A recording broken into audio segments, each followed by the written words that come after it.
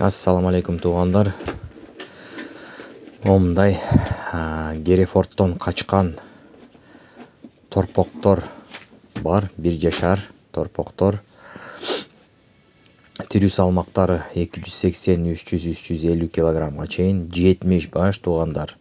Оператор мен эмес, достор таштап койгон мага.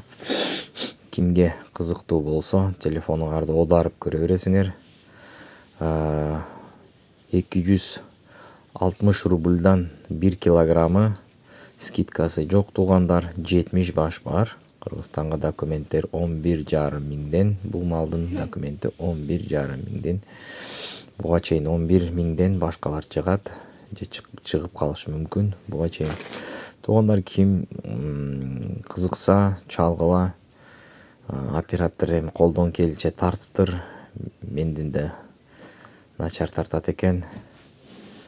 Бул эт багытындагы букалар, көрдүңүздөрбү? Төрпүштөк арт жактары, буттары жогон.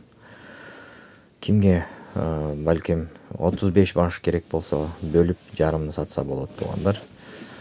Ошо азыркы учурда бул бар, 70 баш бар. Кимге жарымы керек болсо чалгыла туугандар. 260 рубльдан тирүү салмагы сатылат 1 килограммыны.